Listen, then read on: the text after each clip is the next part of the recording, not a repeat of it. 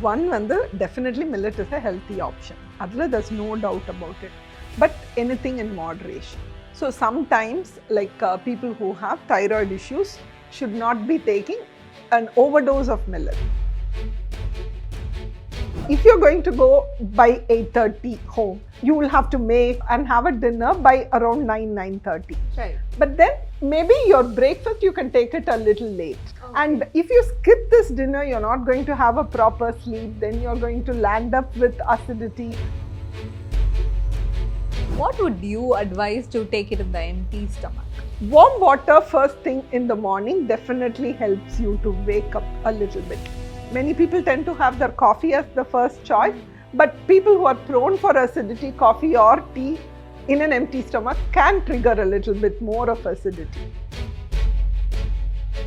But one thing is, I think we should be mindful of what we eat. You can eat outside, but be mindful of what you eat. Selling biryani from 12 o'clock in the night to 6 o'clock. Like when you go for your morning walk, you can see people having biryani and kebab at 6 in the morning. It's not like we all say the doctor job is a stressful job, but then it's not like that when you work with kids. In conversation with me, I have Dr. Nithya Franklyn. Hello, ma'am. Vanakkam.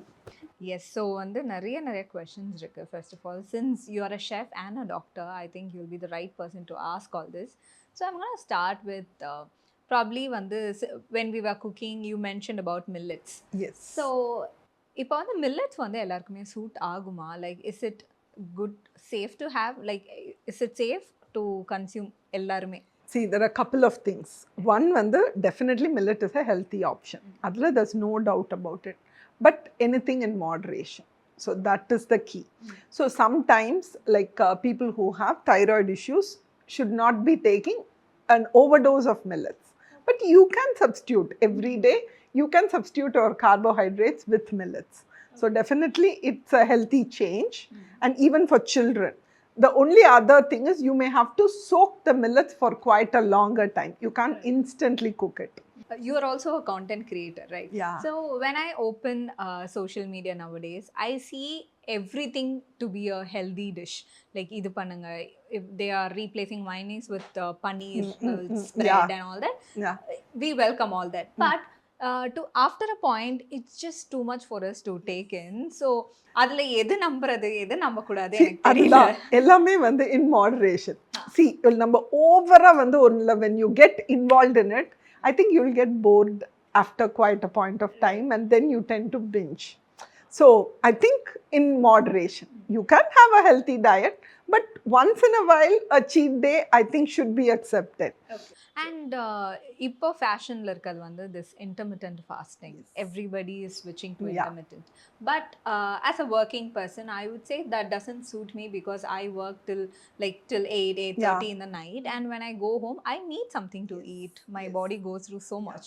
So how do we balance that gap? Everything, I think we should follow something which suits us personally. It may be because of our lifestyle or because of our official commitments. I think you'll have to choose a lifestyle which suits you. So, if you're going to go by 8:30 home, you will have to make and have a breakfast and have a dinner by around 9:30. Right. But then maybe your breakfast, you can take it a little late.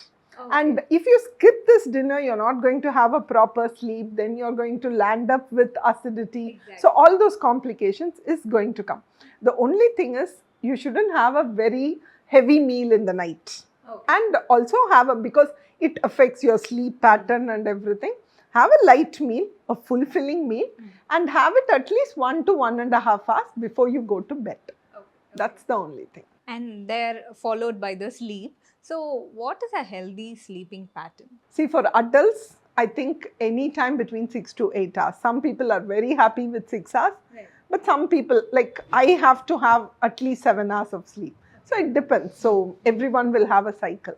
So, but the minimum is going to be 6 to 8 hours. Okay. At least 7 hours is, I think, a reasonably good time. But that is for adults. Okay. For children, they need a little longer time. So for teenagers also, we advise at least 9 to 10 hours of sleep. as they grow, like little younger children need a longer period of sleep. So it starts in newborn children almost sleep for 20 hours. So slowly it decreases and then comes to an adult pattern. Okay, and what are the general factors which could disturb this sleep? See, sleep, there are multiple things. One is having a proper dinner. Like if you're hungry, you're not going to have a proper sleep. The other thing is being too stressed about everything. That is going to, your emotional well-being is very important. And we don't advise any strenuous exercise at least 3 to 4 hours before you sleep, because your catecholamines are going to be there. You will not get a sleep. You're going to be very active. And then the other thing is not having caffeinated drinks in the evening. Okay. And at least 3 to 4 hours, you have to avoid all this. But the major thing is going to be our screen time. Blue light affects sleep like crazy. So we advise children not to have any screen time at least 2 hours before the expected bedtime. For the adults? Yeah, for adults also it's the same.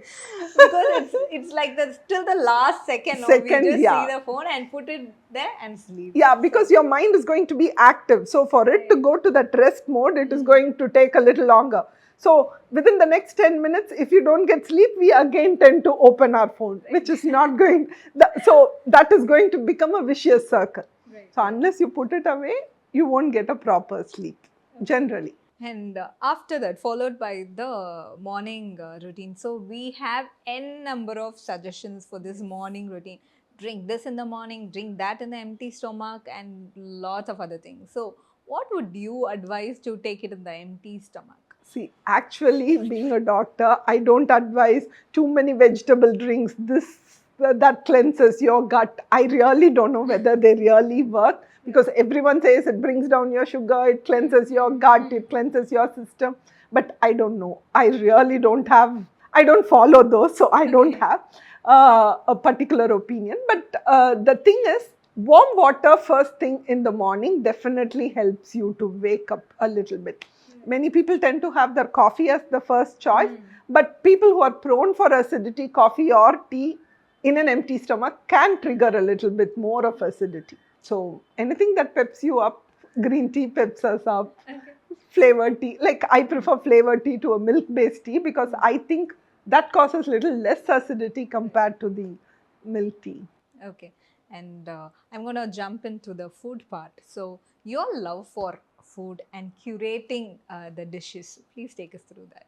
See, I think I started cooking at an early age, maybe around 10, 11 is when I became very inquisitive about cooking, trying to know about different ingredients, because those days we didn't have so much of internet or anything where you can just Google and find out. Like you really have to work out for that to get information. So you have a couple of magazines which will have one recipe per week. So we used to collect all those. And those times, Zee TV, it was only in, we didn't have a Tamil channel. It was a Hindi channel, and Sanjeev Kapoor used to have Khana Khazana. I think most of us, my age, Sanjeev Kapoor would be the idol, and like who took us through different types of cuisine. And then you had books. Like I had some, like Nita Mehta had many books about Thai cuisine, Chinese cuisine, which are not pretty, like those books were very simple, all small books, not the hard covered costly books. So I think those started my interest and everything. And a major influence was my dad. He used to encourage my cooking. Like the place where we lived didn't have all those fancy stores. So we used to travel about 15-20 kilometers to find a shop to get, even soya sauce was not available that day in every place. It used to be available only in specialty shows. And then when MasterChef came, I was very hesitant in the beginning, because mine is a full-time profession. So if I take a break, it'll cause a big impact on my profession. So I had to take a call. Maybe it took me about 10-15 days to think about the pros, cons and everything. But then finally I decided, I think I should give my passion a try. So I think that made me understand myself, my cooking. And then after coming back, I decided I should like teach. I don't believe in people saying that's a secret ingredient. I won't Secret tell the recipe. masala, It's my secret family dish. Yeah. recipe. Like if you keep it to yourself, it's going to die a natural death. Like in case our next generation is not interested in cooking, no one else is going to know. So I believe in imparting whatever I know to others. That's why I started the YouTube and my this thing. The other thing is I wanted to pursue my passion. So like I curate dishes in a vegetarian restaurant. I've done festivals in 5-star hotels. I think all these were eye openers for me. And how do you take inspirations? Like if you're gonna curate a menu for the festival, say for like I Yeah. heard that for Onam you Yeah. curated a Yeah. thing. So where do you take the inspiration from, or how do you decide on things? Like how are you confident that this menu is gonna like? See, I just sit and work on it. Like I have a weakness for Kerala dishes and Thai dishes. Okay. So I have done, like in the place I work, I've done a Onam festival and also a Thai food festival. But the thing is, I think you have to have that knowledge, and then you have to write down or keep noting down what you know, because after some time we may forget some particular thing. So you have to have a collection of your own recipes. You have to group it into starters, everything, whichever way.